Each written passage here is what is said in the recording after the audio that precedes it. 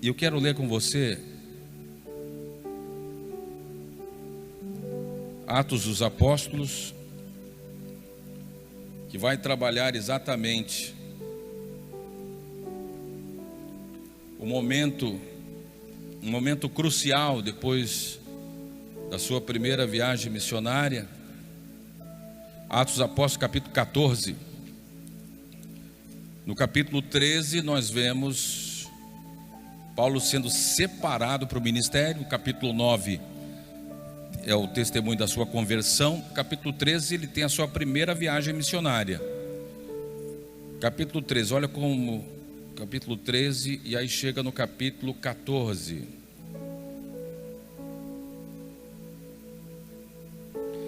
Capítulo 14,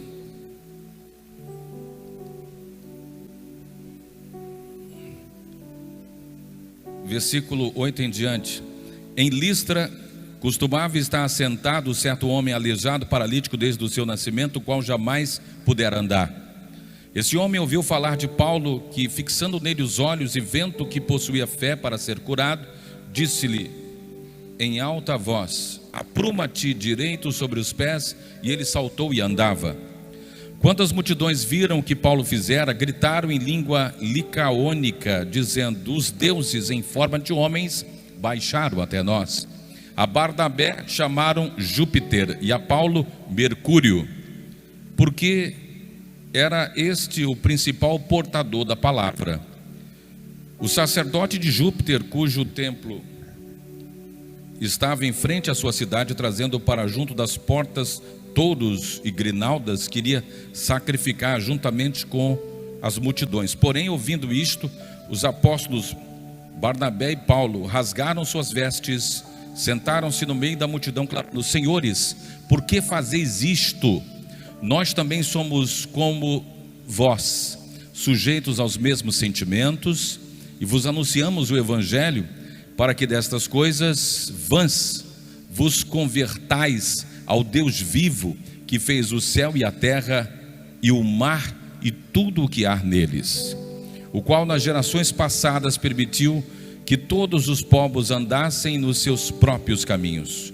Contudo, não se deixou ficar sem testemunho de si, fazendo bem, dando-vos do céu chuvas e estações frutíferas, enchendo vosso coração de fartura e de alegria. Dizendo isto, foi ainda com dificuldade que impuseram as multidões de lhes oferecerem sacrifícios. Olha que impacto foi. Já na primeira viagem missionária, Paulo e Barnabé são enviados pela igreja local de Antioquia, e esse evangelho de poder que o próprio Paulo vai escrever na sua carta aos Romanos, capítulo 1, pois o evangelho, não me envergonho do evangelho, porque o evangelho é o poder de Deus, e de fato um poder de cura, de restauração. Esse homem coxo na cidade de Listra é curado. Então os licaônicos começaram a adorar Paulo, chamando de Mercúrio, chamando o Barnabé de Júpiter, e queriam sacrificar animais perante ele como se fossem deuses. E aí o versículo 19 diz: sobrevieram, porém, judeus de Antioquia e Icônio, e instigando as multidões e apedrejando a Paulo, arrastaram-no para fora da cidade, dando-o por morto. Nós não vemos aqui o Barnabé sendo apedrejado, mas Paulo, por ser o principal portador da palavra, incomodou tanto essas pessoas que propuseram o apedrejamento. E o apedrejamento era uma prática de juízo dos judeus. Nós vemos várias histórias. O próprio Estevão, que era diácono da igreja, foi apedrejado, inclusive com o patrocínio do Saulo, aquele Saulo de Tarso, o perseguidor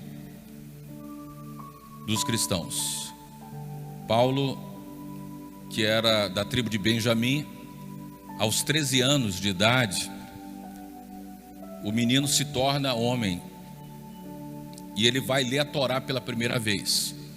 E Paulo foi treinado, foi educado por um importante rabino, o Gamaliel, dos mais renomados rabinos e cultos teólogos daquela época, e o educou e o preparou para que pudesse seguir com zelo.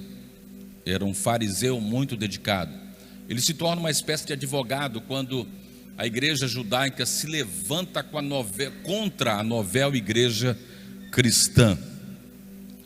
Mas nós vemos aqui esse evento, para mim é um evento crucial. Por quê?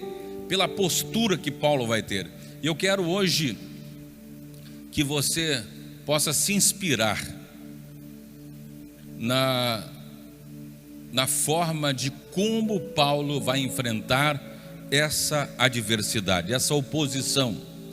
O texto diz: instigando as multidões, versículo 19, apedrejando a Paulo, arrastaram-no para fora da cidade, dando-o por morto.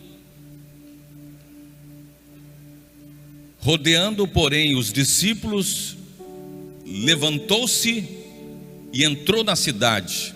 No dia seguinte, partiu com Barnabé para Derbe. Então veja, Paulo é apedrejado cruelmente. Ele estratégica e inteligentemente se finge de morto. Aqueles que o apedrejaram acharam que ele tinha morrido mesmo, porque imagina, levar pedradas e ficar ensanguentado. Ele ficou ali e por um momento se finge de morto. Depois que os seus apedrejadores vão embora, os discípulos se reúnem e ele se levanta, todo quebrado, mas se levanta para continuar a sua missão. O que nós podemos aprender com Paulo? Diante das oposições, hoje a gente vive uma espécie de apedrejamento virtual. Hoje o apedrejamento se manifesta nas redes sociais. Qualquer pessoa hoje pode ser linchada virtualmente por palavras, por pessoas que às vezes nem conhece, nem te conhece, entra lá e começa a comentar coisas, nem sabe o contexto, nem sabe a situação, nem sabe se é verdade o que se fala sobre aquela pessoa. E aqui eu observo a saúde emocional que Paulo desenvolveu, que Paulo adquiriu. Eu preciso destacar que Paulo, quando escreve aos Filipos, ele fala assim: eu aprendi. E eu, observando um psiquiatra falando dos recursos do cérebro, da neurociência, da energia do cérebro, dos neurônios, o que impulsiona uma pessoa a se levantar, é de fato como eu estou cultivando a minha mente. E quando a gente vai estudar Paulo, a gente vai ver alguém que se importa com o que vai pensar, o que vai falar, o que vai acreditar. Paulo vai escrever na sua carta aos Romanos que a mente tem que ser renovada sistematicamente, preferencialmente, diariamente, 7 dias por semana, renovar a mente. Era como se Paulo já tivesse naquela época acesso aos recursos da neurociência, porque os neurocientistas vão falar exatamente sobre o desenvolvimento, a reprogramação do cérebro nas áreas. Existem áreas do nosso cérebro, por exemplo, a área que está voltada para a preocupação, os gatilhos da ansiedade, está tudo no cérebro. Na verdade, todo o nosso corpo aqui, tudo, o olfato, os olhos, a articulação, tudo isso aqui é meu cérebro fazendo. A mente tem um poder extraordinário. E Paulo chega a escrever lá na sua carta aos Coríntios que nós temos a mente de Cristo, ou pelo menos temos que buscar mentalmente pensar como Cristo. Esse é o desafio permanente do cristianismo: ser como Cristo, pensar como Cristo. Como estaria você se você fosse inocentemente apedrejado? A multidão gritando. Primeiro, a multidão queria te adorar porque Deus tinha usado Paulo para curar um coxo. Aí acharam, é um Deus. E Paulo disse, o texto diz que eles rasgaram as vestes. Que é isso, gente? Nós somos como vocês. Nós somos humanos como vocês. Nós temos os mesmos sentimentos, os mesmos dilemas, as mesmas crises, as mesmas dificuldades que vocês. Nós não somos deuses. E eles confrontam, eles não receberam por hipótese alguma aquela adoração. Pelo contrário, rasgaram as vestes. Nós somos humanos, nós somos frágeis humanos. Mas nós vemos aqui, porque Paulo estava ali combatendo o misticismo religioso, porque era uma espécie de seita que sacrificava animais, sacrificava talvez até sacrifícios humanos. Naquele tempo, nos tempos remotos, era muito comum. A gente estava, através da reforma protestante, combateu muito isso. E Paulo se reposiciona. E agora aqui eu quero chamar a tua atenção exatamente para isso.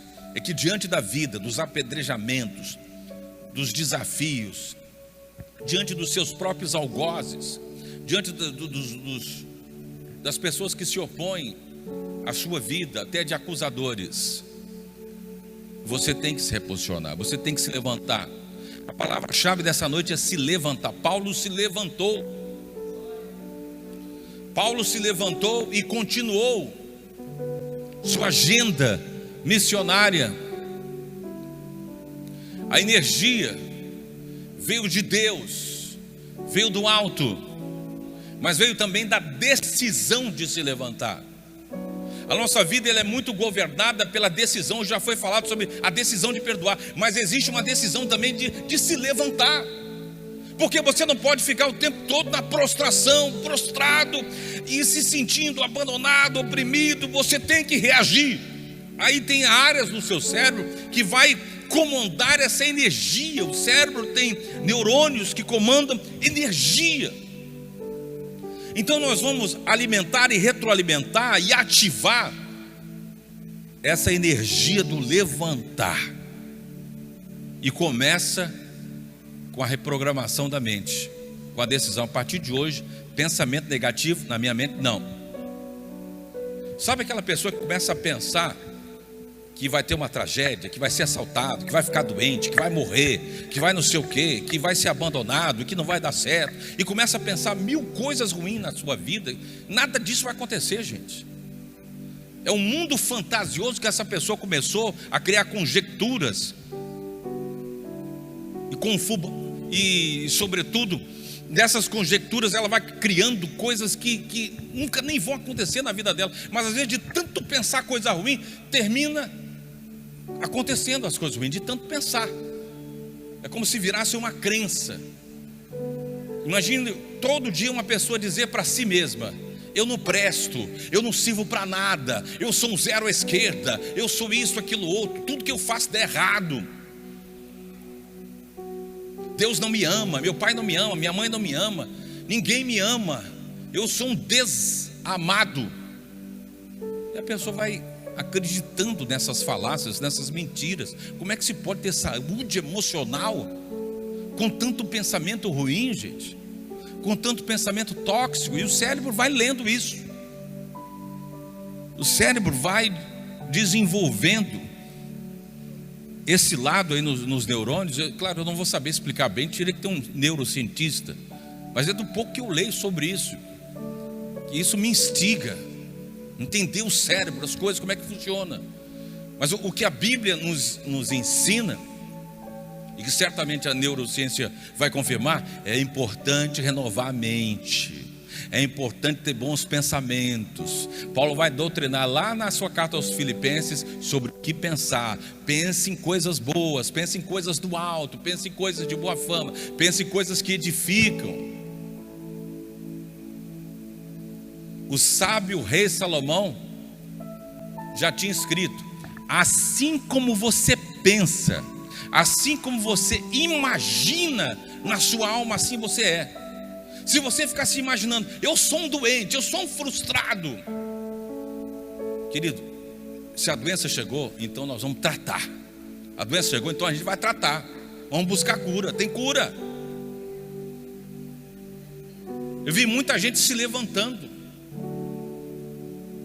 Eu vi uma ginasta do Flamengo que ficou tetraplégica, mas de tanto essa mulher acreditar que ela ia andar, ela voltou a andar, com uma fé, uma determinação, com as suas orações também. Então tudo começa na mente. Grandes batalhas são travadas na sua mente.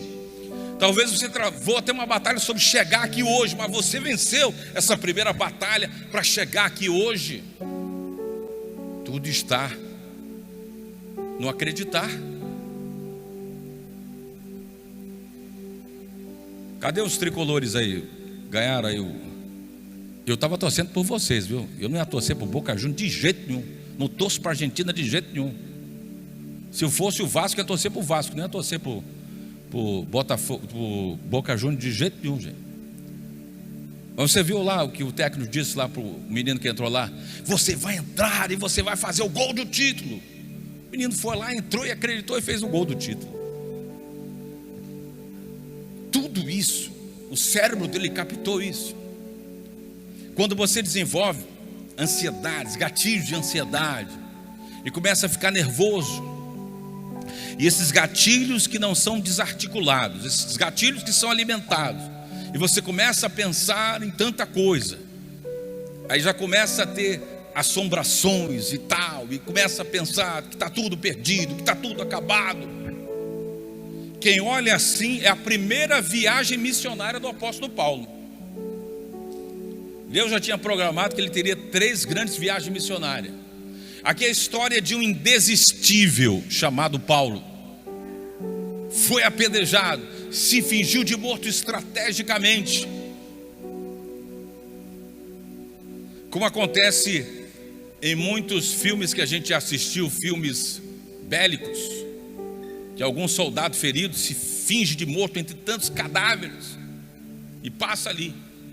Paulo estrategicamente, talvez até prendeu a respiração e ficou ali, quebrado.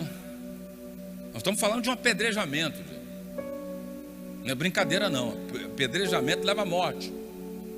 Na história recente, Estevão morreu apedrejado. Olha para o céu e já vê o trono de Deus aguardando ele, e diz para eles: Pai, não lhe imputes esses pecados. E então Paulo, ele se levanta. Os irmãos vão tentar levantar ele, mas o texto diz que ele se levanta, rodeando, versículo 20, rodeando, porém, os discípulos, levantou-se e entrou na cidade, e no dia seguinte, não deu tempo nem de descansar, nem cuidar muito dos ferimentos, mas ele sabia que corria risco ficando lá. Então, rodeando, porém, os discípulos, levantou-se.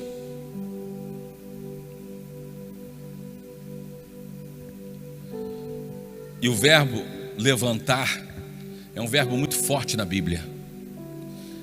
A Bíblia usa muito esse verbo levantar. Levantou-se e seguiu em frente. Queridos, você precisa entender uma coisa. Eu falava no convite que eu fiz: quem sabe para onde está indo, não perde tempo com aquilo que está passando. Quem sabe para onde está indo, não perde tempo com aquilo que está passando. Por quê? Abre aspas, porque o que você está passando é passageiro, vai passar, é temporário. Você vai continuar, vai se reinventar e vai continuar olhando para frente, continuando a sua vida teimosamente, indesistivelmente. Continue sua vida, mesmo que ninguém aposte em você, mesmo que ninguém acredite em você, mesmo que pessoas pensem ao contrário, mesmo todas as pessoas têm direito de pensar o que for, mas o que importa é o que Deus pensa sobre você. O que importa é que a sua família está com você, é que a sua família ama você e não vai desistir de você. E mesmo que a sua família não esteja com você temporariamente agora, porque acha que está perdido, que você está perdido, que você não vai conseguir, meu querido, saiba de uma coisa: Deus jamais desistiu de alguém, jamais vai desistir de você. Ele vai continuar. Ele prometeu: não vou te abandonar, eu vou estar com você o tempo todo. E você vai recomeçar a sua vida com a graça de Deus. O verbo levantar é muito forte na Bíblia, e eu quero encerrar trazendo para você a experiência de um outro gigante da fé. 1 Samuel capítulo 30, versículo 6. 1 Samuel capítulo 30. Primeiro livro de Samuel capítulo 30. Vamos a partir do versículo 1, só para você entender o contexto de alguém que vai se levantar. E olha, diz o texto: e aconteceu que ao terceiro dia, quando Davi e seus homens chegaram a Ziglag, os amalequitas já tinham invadido o sul da cidade de Ziglag, tomaram Ziglag e a incendiaram. Levaram cativas as mulheres que lá estavam, mas não mataram ninguém, nem pequenos nem grandes, tão somente os levaram consigo e foram embora. Versículo 4. Então Davi e o povo que estava com ele ergueram a voz e choraram, até não terem mais forças para chorar. Olha a situação que esses homens ficaram. Versículo 5. Também as duas mulheres de Davi tinham sido levadas, Ainoã, jezreelita, Abigail, viúva de Nabal, a carmelita. Davi ficou muito angustiado, pois o povo falava em apedrejá-lo, porque todos estavam amargurados, cada um por causa dos seus filhos, suas filhas. Mas é que o que diz o texto? Mas Davi se reanimou no Senhor seu Deus. Há uma outra versão que diz: e Davi se levantou. Davi se levantou. Davi podia ficar prostrado. Os homens estavam tão angustiados, pegaram pedras e ameaçaram apedrejá-lo. Eu vejo ali aquele momento de um líder sozinho. O líder às vezes é muito sozinho mesmo, é solitário, porque a gente nunca viu uma águia voando em bandos. Águias não voam em bandos. O voo é solitário, é sozinho, mas tem que continuar voando. Tem que continuar voando. E mesmo quando os corvos se aproximam, tentando atingir a nuca da águia, a águia voa até onde os corvos não conseguem voar. Vão caindo um por um, e a águia segue seu voo altaneiro. Ninguém pode parar uma pessoa que está destinada a prosseguir, a continuar. E é isso que Davi nos ensina. No momento de dificuldade, quando falava em apedrejá-lo, ele disse: vocês podem apedrejar, mas eu vou continuar. Vocês podem me apedrejar, mas eu vou recuperar nossas famílias. Vocês podem me apedrejar, mas eu vou buscar o que os amalequitas levaram. E todo mundo sabe qual é o resultado dessa história aqui. Davi se levantou, se reposicionou, se recompôs, foi lá e resgatou dos amalequitas, e matou todos os amalequitas, e resgatou seus filhos, suas famílias, suas mulheres, e ainda voltou lá com o despojo de guerra de tudo que os amalequitas tinham roubado. Foram dias para trazer todo o despojo. Então nós precisamos, nessa geração, de homens que já foram conhecidos pelo sacrifício, pelo espírito de luta, pela hombridade, por serem homens de palavras. Nós precisamos que os líderes, os chefes de família, nós precisamos que os homens continuem se levantando, se reposicionando. Nós precisamos de mulheres fortes também, para que a vida continue. A gente tem que seguir em frente, de alguma forma a gente tem que seguir em frente. O desânimo vai bater, mas o desânimo ele vai ser temporário. A gente vai desanimar assim por um momento só. Por um momento. Abatido, mas não destruído, disse Paulo. Abatido muitas vezes, mas não destruído. Fui apedrejado, mas não destruído. Fui apedrejado, mas eu me levantei. Continuei a minha missão, continuei o meu chamado. Ainda tinha muitas cidades para visitar. O ministério só estava começando. Era o início do ministério. Porque todas as vezes que você se levanta para se consagrar na obra de Deus, as oposições virão, todas as vezes, mas não se preocupa com isso não. Enquanto você está trabalhando na obra de Deus, Deus está trabalhando na sua família, na sua casa. Enquanto você está lutando, enquanto você está na luta, pode contar com a artilharia divina. Você segue na infantaria ali, na luta homem a homem, corpo a corpo, mas a artilharia, as orações da mãe, do pai, da igreja, dos pastores estão chegando sobre a sua vida e vão te proteger para que você possa seguir em frente. Eu aprendo com Davi e aprendo com Paulo também, que é preciso se levantar, é preciso se reposicionar. O inimigo quer ver você realmente arrasado, abatido, no chão, cansado, derrotado, só falando de derrota. Para de falar de derrota e a partir de hoje se levante e diga: eu vou seguir em frente, eu vou olhar para frente, eu vou continuar a minha vida. Porque quem sabe para onde está indo não perde tempo com aquilo que está passando. Porque sabe, é temporário. Eu estou me tratando, eu estou me curando. Estou temporariamente aqui me tratando, mas eu vou voltar. Logo, logo eu vou voltar. Logo, logo eu estou de volta. Logo, logo eu estou na arena da vida. Eu estou no páreo. E vai lutando. Você vai se recuperando. É tempo de recuperação. É tempo de reconciliação. É tempo de curar todas as feridas que estão abertas. É hora de curar e se levantar. Quando muita gente pensar assim, que você está já saindo de cena, que não tem mais nada a cumprir, não tem mais nenhuma missão, aí que as pessoas vão se enganar. Você nem precisa responder a elas. Responda continuando. Responda se levantando, se reinventando, recomeçando. Não importa se as pessoas não vão acreditar, você tem que continuar. Você tem que se levantar. Amém? Hoje é dia de se levantar. A Lloyd escreveu uma música chamada Te Levanta, Campeão. É uma música para falar exatamente para você que estava pensando: não tenho mais energia, pastor. Mas olha, cada culto, a palavra é o combustível. Cada culto que você vem, participa, você recebe esse combustível. Romanos 10:17, Paulo escreveu: a fé vem pelo ouvir, e ouvir a palavra de Deus. Após ouvir a palavra, eu tenho certeza que a sua fé foi fortificada, fortalecida. Então é momento de continuar a trajetória. E eu aprendo com Paulo que é necessário continuar. Por isso Paulo escreveu na sua carta aos Filipenses. Eu amo essa carta. Paulo diz assim: irmãos, eu não julgo que eu tenha alcançado, mas uma coisa eu faço. Paulo sempre foi um homem de atitude. Uma coisa eu faço, esquecendo-me das coisas que para trás ficam e avançando para as que diante de mim estão, eu prossigo para o alvo, para o prêmio da soberana vocação de Deus em Cristo Jesus. Você se assustou com o diagnóstico que teve? Pastor, eu fiquei um pouco abalado. Normal, é ser humano.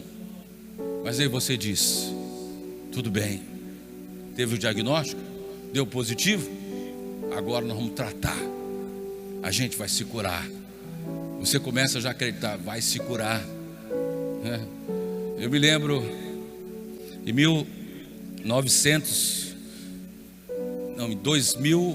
2003, foi o tempo que eu fiquei internado. Os médicos não conseguiam dar um diagnóstico. Os primeiros diagnósticos foi de pneumonia. Está com pneumonia aguda. Só que não era pneumonia, era a legionela. E eu estava respirando com dificuldade, eu não conseguia mais pregar. Eu pregava e cansava, eu não conseguia cantar, fazer a locução na rádio. eu fazia, e aquela bactéria me matando silenciosamente. 2 amigos médicos foram me visitar em casa, eu com febre alta, ouviram, não tinha um ruído no meu pulmão, mas era a legionela, essa bactéria, uma bactéria letal que estava ali, já tinha comprometido 70% dos meus pulmões. Então eu fui para o balão do oxigênio, e ali, naqueles dias, a igreja inteira orando por mim, a cidade, campanhas pelo rádio, eu já estava no rádio, na FM Esperança, então os ouvintes todos orando. E aí entrou o bispo Ivo Nogueira, que foi visitar o sogro, estava no mesmo hospital, e alguém disse: ó, o pastor Mário da rádio FM Esperança está se tratando aí, está enfrentando uma bactéria nos pulmões. E aí ele não me conhecia pessoalmente, e ele chegou lá e disse: pastor Mário, eu não lhe conheço pessoalmente, mas eu vim aqui para dizer que você não vai morrer dessa enfermidade. Colocou a mão sobre o meu peito, disse: ainda tem muitos lugares para você viajar, visitar, muita coisa para acontecer. E eu estava ali, naquele momento de vulnerabilidade, aos 31 anos, sonhando em ser pai, sonhando com a comunidade de vida que não tinha nascido ainda, sonhando com as missões sociais da igreja, de visitar o Maranhão, levar o evangelho, sonhando de que um dia eu pisaria em Jerusalém, Israel, tudo isso. E naquele momento tudo mudou, porque eu já tinha começado a pensar que era o meu fim. Na verdade era o começo. Era o meu fim, mas era o começo. E quando o bispo Ivo Nogueira saiu de lá, eu me levantei da cama. Eu ainda estava com febre, e a fisioterapeuta vinha para fazer ali a fisioterapia da respiração. Eu tinha que fazer lá tipo um cachimbo com a bolinha, para ver se a bolinha subia. Eu sei que eu soprei com tanta força que a bolinha foi quase no teto. Eu disse: eita, mas o que aconteceu? Eu disse: é a oração, doutor, é a oração. Eu vou me levantar. Eu comecei a dizer: eu vou me levantar, eu vou sair daqui, porque eu ainda tenho muito sonho para sonhar. Eu creio que Deus ainda tem algo. Não é possível que a minha vida vai findar agora aos 31 anos de idade. Olha, eu fiz 51 esse ano, né? Então foi há 20 anos atrás. Há 20 anos atrás eu passei por isso, mas 20 anos depois eu estou aqui para testemunhar que tem que se levantar.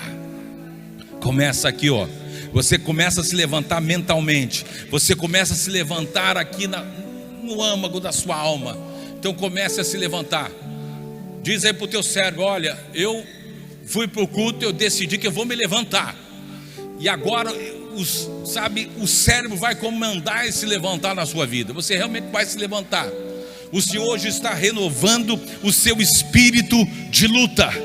Você vai ser mentalmente mais forte, e o seu espírito de luta está sendo ativado esta noite. Essa é uma noite também de ativação no nosso espírito, na nossa alma. Então hoje, para a glória de Deus, se levante. Pela graça de Deus, se levante. O cristão vive de graça em graça, a graça diária. Tem 365 dias do ano, Deus tem uma graça específica. E hoje a graça que você recebe foi a graça que Davi recebeu, foi a graça que Paulo recebeu, a graça de se levantar e recomeçar. Amém?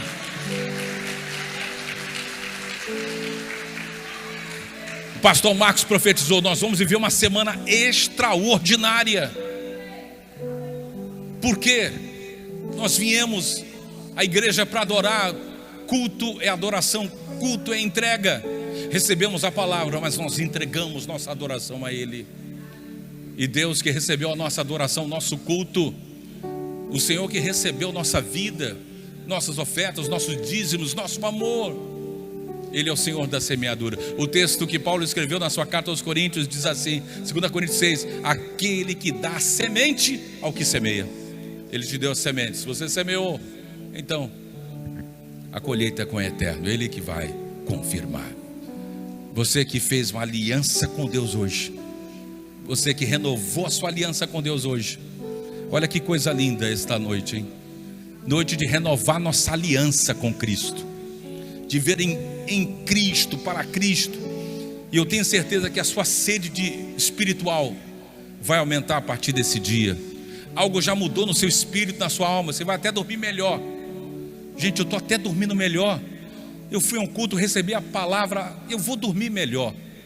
Eu vou ter paz na minha vida, na minha mente, porque eu decidi hoje. Eu não penso mais coisas ruins, coisas negativas, aquilo que me amargurava, aquilo que me machucava, os apedrejamentos que eu tive na minha vida. Tem que se levantar. Um dia eu sofri um apedrejamento virtual terrível,